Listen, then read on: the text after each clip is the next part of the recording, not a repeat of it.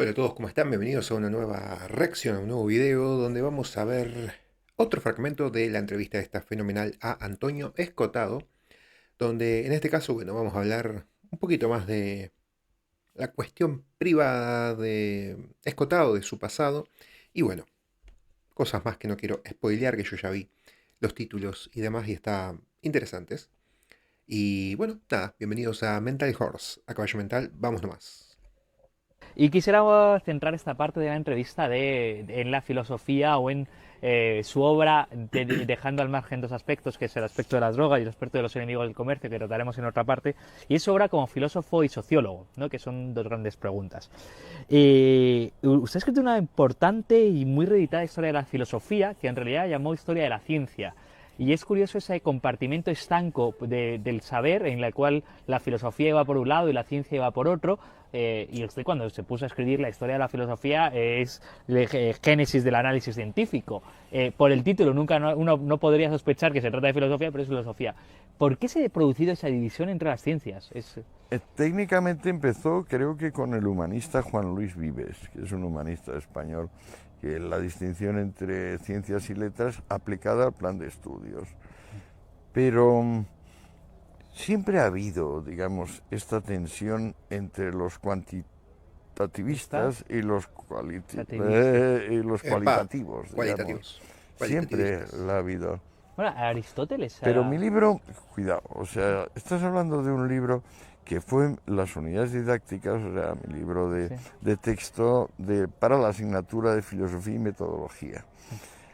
Y entonces me di cuenta que lo que hacía falta, más que las historias tradicionales de la filosofía, era una historia combinada, donde se le diera el mismo tamaño a Platón que a Newton, a Kant que a Mandelbrot, y que se unificasen los campos y aquello pareciese más una historia de las patentes que una historia de las... Una historia del saber, una historia del eh, conocer. sí, y entonces ese libro tengo yo que tratarlo otra vez, revisarlo, meterle todavía más material y será probablemente el último libro que publique si es que tengo tiempo. Y lo pienso llamar Historia del Pensamiento, no, Historia de la Filosofía para no filósofos, en la medida en que no le pienso poner una sola nota de pie de página.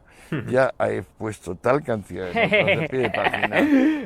Es extenso, como decía Julio Iglesias, en mi nota soy extenso, porque los textos son extensos de notas Ahí no va ni y una. el aparato de todos sus libros es bien extenso en bibliografía, en Claro, notas, en...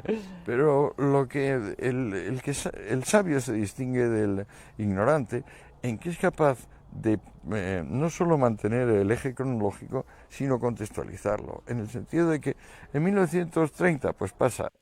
Sí, lo importante para ser inteligente es poder saber el contexto de las cosas. Saber que, bueno, determinada cosa ocurrió en determinado contexto te hace ser más inteligente o eso es lo que te permite la inteligencia, porque no es lo mismo una cosa que pasó hace 100 años atrás que una cosa que pasa ahora, por más que sea lo mismo o por más que lo que pasó hace 50 años atrás sea hoy una aberración. Obviamente los tiempos cambian, los contextos son diferentes, los contextos requieren reacciones, porque cada acción genera una reacción, entonces las acciones de aquella época generaban determinadas reacciones que hoy en día no son iguales. Por eso siempre hay que analizar y tener en cuenta los contextos. Esto en este campo, eso en aquel otro, eso en aquel otro, eso en aquel otro. O sea, combinar los campos. Por ejemplo, el surgimiento de la sociología como conocimiento está muy vinculado con la crisis de fundamentos en matemáticas. Pero eso no está estudiado todavía, espero explicarlo yo. Bueno, el sujeto de la sociología, usted que está en la facultad de... Digo, ¿cuál es la crisis de fundamentos en matemáticas? Pues si la matemática es algo más que lógica, si en la matemática hay un elemento intuitivo, esa es la crisis de fundamentos y viene con las geometrías no euclidianas. ¿Que eso estamos hablando de qué época y por qué? Riemann y Lobachevsky, pues esto debe ser los 10, 15, cuando empieza a generalizarse, cuando la obra empieza a Pero la hablarse, sociología, empieza... usted le ha dedicado mucho tiempo, ha sido sociólogo, ha escrito Rameras, putas y esposas, la energía del libertino. No, rameras, putas y esposas no tiene sentido, o sea, rameras y esposas. Ramera y esposa, era, sí, Ramera y esposa, perdón. Remeras y esposas. Y ha dedicado muchísimo trabajo a la sociología. ¿Cuál es el objeto de la sociología a día de hoy? Es decir, ¿a qué se dedica, qué hacen sus colegas sociólogos? Lindo patio en el donde estamos. Bueno, la sociología en realidad es un Mucho verde. pseudoconocimiento si se pretende plantear como disciplina, y es lo que es, una disciplina, no es una ciencia, es una disciplina, es una rama del conocimiento, digamos, una rama de las humanidades, una rama de lo que podemos llamar ciencias del hombre o ciencias humanas, y nace con pensadores que intentan combinar la esfera económica, la esfera jurídica, la esfera de las costumbres, el mundo, digamos, del arte, todo junto. Eso es lo que es sociología. O sea, no separarlo, que es lo que hasta entonces sucedía. Claro. Y qué es la sociología Y nace con Weber, nace con Durkheim, nace con esos hombres que tienen un conocimiento, sobre todo Weber, enciclopédico superior, y el discípulo inmediato de Weber, que es Schumpeter. Es curioso porque Weber está bueno cuando habla del poder. Les recomiendo lecturas de Weber sobre el poder y sus pensamientos y análisis.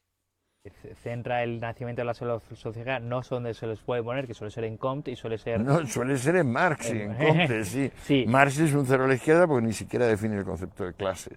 No lo tiene esa claro. es su gran crítica, porque además el concepto de clase es estático Claro. y la sociedad de la que vivía Marx ya era dinámica. No, Marx es lo que hace un vergonzoso malentendido con el concepto de estamento. O sea, casta. Confunde casta con clase, cuando clase es pura movilidad para arriba y para abajo, y casta, en cambio, es has nacido aquí, aquí morirás. Pero el problema no es ese, el problema es que siglo y medio después sigue existiendo la confusión. Bueno, porque es que los que son marxistas no lo son por conocer la obra de Marx, lo son por una convicción de tipo fanático, como eran los celotes judíos partidarios de Yahvé, pero no porque hubieran tampoco dominado el Pentateuco, porque no eran los mejores conocedores de la Biblia. Dijo Reagan con cierta ironía que marxista es el que ha leído a Marx, antimarxista el que la ha entendido. Yo sospecho que los marxistas no han leído a Marx y esa es gran parte del problema. Hombre, hay que echarle muchas pelotas para leerse a Marx. A mí me he dormido varias veces leyendo y no me ha pasado más que con él y con Ricardo. Ricardo también es una pesa, es Ricardo increíble. Es una pesa insoportable. Pero Marx hay que distinguir el primer tomo del segundo y el tercero del Capital, que son bueno, obras... es que el segundo y el tercero están escritos respectivamente por Engels y por Kautsky. Claro. Y no son tan pesados. Aún así, el tomo 1 también está escrito por Engels. Engels, esa es o sea, Marx no sabía escribir. O sea, tenía una grafía tan mala que prácticamente no podía. Aparte que él no era capaz de hacer una frase sin añadirle algún comentario irónico, sardónico sobre algo que destruía el hilo del discurso.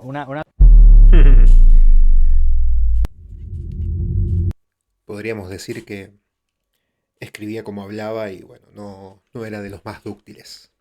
Karl Marx, que en aquellas épocas, acordémonos que bueno, por lo general la dicción y el hablar en público era algo bastante más normal de lo que es hoy en día. Hoy en día los jóvenes y la generación, yo creo que con esta incursión de toda la tecnología y tal vez cada vez más burros que somos en la sociedad, y al tener más aparatos inteligentes, como que los aparatos y la tecnología es cada vez más inteligente y el humano va siendo cada vez más tonto, más inútil. Hay que tener mucho cuidado con la inteligencia artificial que va reemplazando de a poco trabajos y empleos y salarios y economías. Así que bueno, nada. Gracias a todos, cuídense, espero que les haya gustado este video. Cualquier cosa me lo dejan en comentarios y nos seguiremos viendo más adelante en próximos videos de Caballo Mental y Mental Horse.